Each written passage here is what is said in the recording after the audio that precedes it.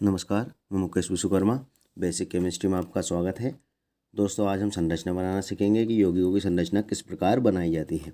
इसके लिए दोस्तों हमें संयोजकता निकालना याद होना चाहिए तत्वों की। हमने इससे पिछले वाले वीडियो में संयोजकता निकालना सीख लिया है दोस्तों। मैं यहाँ पर कुछ तत्वों की संयोजकता निकाल के बता देता हूँ। जैसे सबसे पहले हम लिखते हैं दोस्तों तत्व दोस्तों हम ले लेते हैं हाइड्रोजन को। दोस्तों इधर लिख देते हैं संयोजकता।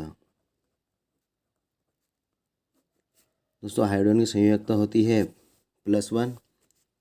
आगे बढ़ते हैं हीलियम। दोस्तों हीलियम की संयोजकता होती है 0। लिथियम की संयोजकता दोस्तों होती है +1। बेरिलियम की संयोजकता दोस्तों होती है +2। इस प्रकार से हम दोस्तों कुछ तत्वों की संयोजकता लिख देते हैं। देखिए दोस्तों, मैंने कुछ तत्वों की संयोजकता यहाँ पर लिख दी है। इन्हीं में दोस्तों हम जब आगे बढ़ते हैं तो जैसे हीलियम के वर्ग में आने वाला अगला तत्व होता है दोस्तों नियॉन। तो मैं यहाँ पर लिख देता हूँ नियॉन। दोस्तों नियॉन की संयोजकता भी दोस्तों 0 रहती है, क्योंकि किसी भी वर्ग में पहले वाले तत्व की जो संयोजकता रहती है दोस्तों, पूरे वर्ग के तत्वों की संयोजकता वही रहती है। जैसे कि दोस्तों आपने सुना होगा हेलिना की रफ से फरियाद। यहाँ पर लिथियम की संयोजकता +1 है। इसी कारण से दोस्तों सोडियम की संयोजकता, चूँकि सोडियम इसी के परिवार का सदस्य है, तो सोडियम की संयोजकता दोस्तों +1 होगी। आगे बढ़ते हैं दोस्तों, जैसे बेरिलियम के दोस्तों परमाणु क्रमांक 4। जब बेरिलियम के वर्ग में ऊपर से नीचे की तरफ जाते हैं तो हमें तत्व दिखाई देता है मैग्नीशियम। ये लिखा दोस्तों Mg। आपने सुना होगा बेटा मांगे कार स्कूटर। तो इसमें दोस्तों इसकी संयोजकता भी हो जाएगी +2। कहने का तात्पर्य दोस्तों यहाँ है कि किसी भी वर्ग में जब जो तत्व की संयोजकता ऊपर वाले तत्व की होती है, वही संयोजकता नीचे वाले तत्व की होती है। आप एक बार आवर्त सारणी से देख लिए दोस्तों इसको। ये देखिए दोस्तों इस प्रकार से। दोस्तों हाइड्रोजन की संयोजकता यदि +1 है तो लिथियम की भी +1 होगी, सोडियम की भी, पोटेशियम की भी, रुबिडियम की, स्कैंडियम और फ्रांसियम की संयोजकता भी दोस्तों +1 होगी। इसी तरह दोस्तों बेरिलियम की होगी, मैग्नीशियम की होगी, कैल्शियम की होगी। ये देखते जाइए दोस्तों, जैसे कि हमने लिखा है कि हीलियम की संयोजकता दोस्तों 0 है, तो नियॉन की संयोजकता दोस्तों 0 होगी। आर्गन की संयोजकता दोस्तों 0 होगी। चूँकि ये उत्कृष्ट गैसें हैं दोस्तों, आगे ध्यान रखिए फ्लोरीन, क्लोरीन, ब्रोमीन, आयोडीन, इनकी संयोजकता दोस्तों सभी की -1 होगी। तो मैं यहाँ पर इस तरह लिख देता हूँ दोस्तों इन्हें। देखिए दोस्तों, हमने संयोजकता को इस प्रकार से लिख लिया है। आपको संयोजकता को दोस्तों मौखिक रूप से याद रखना है कि आपसे यदि कोई भी पूछता है कि मैग्नीशियम की संयोजकता क्या होती है, वैलेंसी क्या होती है, दोस्तों आपको बताना है मैग्नीशियम की संयोजकता +2 होती है। इस प्रकार से आपको संयोजकता पता होना चाहिए। अब आगे बढ़ते हैं दोस्तों, हम किसी भी यौगिक के स्ट्रक्चर में दोस्तों हम कुछ सूत्रों को यहाँ पर लिख देते हैं। जैसे कि मैंने लिखा है यहाँ पर H2O। आपने देखा होगा दोस्तों H2O इसी रूप में लिखा था है जल के रूप में। यदि हम इसे इस प्रकार से लिखते हैं H3O के रूप में, तो दोस्तों आपने देखा होगा ये गलत होता है। आज हम इसका कारण जानेंगे कि वो गलत किस प्रकार से होता है दोस्तों। देखिए दोस्तों, यहाँ पर हमने जैसे H2O लिखा है, तो हमें सबसे कम अणु वाले तत्व को सबसे पहले लिखना है या केंद्रीय धातु परमाणु को दोस्तों पहले लिखना है। चूँकि हाइड्रोजन के अणुओं की संख्या 2 है, ऑक्सीजन के 1 है, इस कारण से हम पहले ऑक्सीजन को लिखेंगे। ये इस प्रकार से। चूँकि दोस्तों ऑक्सीजन के अंतिम कोश में 6 इलेक्ट्रॉन होते हैं, तो मैं यहाँ पर इस प्रकार से बिंदुओं के माध्यम से इलेक्ट्रॉन को दर्शा देता हूँ। ये देखिए दोस्तों, मैंने 6 इलेक्ट्रॉन को दर्शा दिया है। ऑक्सीजन के दोस्तों 6 इलेक्ट्रॉन को मैंने इस प्रकार से लिख दिया है। हमारे पास हाइड्रोजन की संयोजकता दोस्तों हमने ऊपर लिखी है +1 होती है, एवं ऑक्सीजन की संयोजकता दोस्तों हमने लिखी है -2। देखिए दोस्तों ये इस प्रकार से।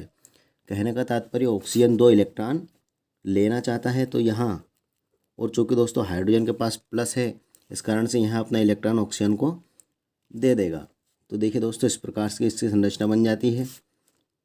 ऑक्सीजन ने दोस्तों यहाँ इलेक्ट्रॉन हाइड्रोजन से इस प्रकार से बंद के रूप में ले लिया है, और एक इलेक्ट्रॉन इस प्रकार से इधर से ले लिया है। तो यहाँ पर दोस्तों ऑक्सीजन के अंतिम कोश में 8 इलेक्ट्रॉन हो गए हैं हमारे पास। 1 2 3 4 5 6 7 और ये 8। चूँकि दोस्तों हाइड्रोजन के पास भी अब 2 इलेक्ट्रॉन हो चुके हैं, तो इस तरह H2O एक बंद के रूप में दिखाई देता है। यदि हम अब H3O की संरचना इस प्रकार दोस्तों अगर बनाते हैं, तो हम यहाँ देखते हैं कि एक हाइड्रोजन तो इस प्रकार से दोनों तरफ जुड़ गए हैं, 2 हाइड्रोजन।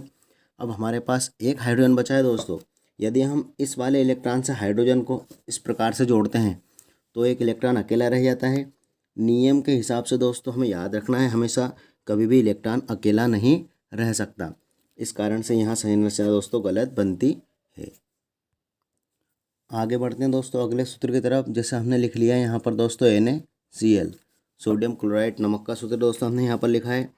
चूँकि यहाँ पर अणुओं की संख्या दोनों के पास एक समान है तो हम सबसे पहले किसी भी धातु को लिख सकते हैं। जैसे हमने लिखा सोडियम, चूँकि दोस्तों सोडियम लिथियम के परिवार का है, इसकी संयोजकता +1 होती है, तो मैंने यहाँ एक इलेक्ट्रॉन के नियम के हिसाब से इसे दर्शा दिया है।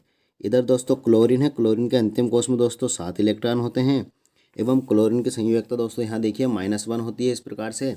तो यहाँ सोडियम अपना एक इलेक्ट्रॉन दोस्तों क्लोरीन को दे देता है। चूँकि आपने देखा होगा सोडियम इसी कारण से प्लस के रूप में इसकी संयोजकता को दर्शाता है, क्लोरीन के ऊपर दोस्तों इस कारण से माइनस लिखा होता है। इस प्रकार से यहाँ अपना इलेक्ट्रॉन क्लोरीन को दे देता है और क्लोरीन के अंतिम कोष में दोस्तों इस प्रकार से 8 इलेक्ट्रॉन हो जाते हैं एवं सोडियम भी अब स्थायी अवस्था में आ चुका है। इस तरह दोस्तों इनकी संरचना बनाई जाती है। अगर हम अब लिखते हैं यहाँ पर N2Cl दोस्तों, अगर लिखते हैं, ये देखिए दोस्तों, अगर मैं यहाँ पर लिख दूँ N2Cl तो यह सूत्र दोस्तों गलत हो जाता है। कारण उसका ये रहेगा दोस्तों कि यहाँ पर पुनः एक क्लोरीन का एक इलेक्ट्रॉन सोडियम के साथ बंध बनाएगा। चूँकि एक इलेक्ट्रॉन पुनः अकेला रह जाएगा, इस कारण से यहाँ संरचना गलत बनती है। आगे बढ़ते हैं दोस्तों और अगले सूत्र की तरफ। मैं लिखता हूँ दोस्तों CO2, ये मैंने लिखा है यहाँ पर CO2। चूँकि दोस्तों केंद्रीय धातु परमाणु कार्बन बन जाएगी। कार्बन के अंतिम कोष में दोस्तों हमने देखा है पिछले वाले वीडियो में कि 4 इलेक्ट्रॉन होते हैं, तो इस प्रकार से मैं 4 इलेक्ट्रॉन को दर्शा देता हूँ। अब हमारे पास दोस्तों ऑक्सीजन की संख्या 2 है। ऑक्सीजन की दोस्तों हमने पढ़ लिया है संयोजकता -2 होती है। यहाँ ऑक्सीजन 2 बंध अपनी ओर ये दोस्तों इस प्रकार से ले लेती है। यह इलेक्ट्रॉन दोस्तों हम यहाँ पर भी इनको दर्शा सकते हैं। तो इस प्रकार से इस वाली ऑक्सीजन के अंतिम कोष में दोस्तों 8 इलेक्ट्रॉन हो चुके हैं। इसी प्रकार से यहाँ ऑक्सीजन इन 2 बंध को ले लेती है, तो इस ऑक्सीजन के अंतिम कोष में दोस्तों इस प्रकार से 8 इलेक्ट्रॉन हो जाते हैं। ध्यान दीजिए दोस्तों, कार्बन भी अब अपने अंतिम कोष में 8 इलेक्ट्रॉन पूर्ण कर चुका है। देखिए तो किस प्रकार से दोस्तों 1 2 3 4 5 6 7 8, तो इस प्रकार से दोस्तों इनके बीच में बंध बन जाते हैं। आगे बढ़ते हैं दोस्तों हमने अगले सूत्र की तरफ। CH4 मीथेन या दोस्तों मार्स गैस। चूँकि कार्बन के अंतिम कोष में 4 इलेक्ट्रॉन मैंने इस प्रकार से दर्शा दिए हैं। हमारे हाइड्रोजन की संख्या दोस्तों 4 है, इस प्रकार से मैंने हाइड्रोजन को लिख दिया है। चूँकि एक हाइड्रोजन की संयोजकता दोस्तों +1 होती है, इस कारण से ये इस प्रकार से बंध बनकर जुड़ जाते हैं। इसी तरह दोस्तों और आगे बढ़ते हैं। देखिए दोस्तों अगला सूत्र मैंने NH3 लिख दिया है यहाँ पर। यहाँ देखते हैं नाइट्रोजन के अंतिम कोष में दोस्तों 5 इलेक्ट्रॉन होते हैं।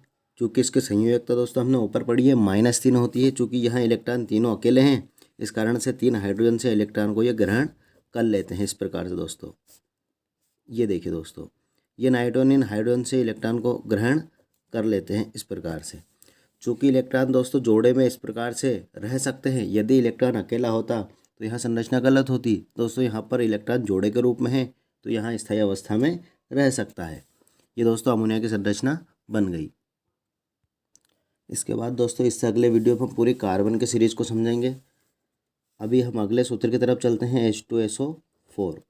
यहाँ पर दोस्तों ध्यान दीजिए, यहाँ H2SO4 सल्फ्यूरिक अम्ल मैंने लिखा है। इसमें दोस्तों आपको बहुत ध्यान रखना है। सबसे पहले दोस्तों इसमें अणुओं की संख्या के आधार पर हमें तत्व को देखना है। यहाँ पर दोस्तों हाइड्रोजन के 2 अणु हैं, सल्फर का 1 है, ऑक्सीजन के 4 हैं।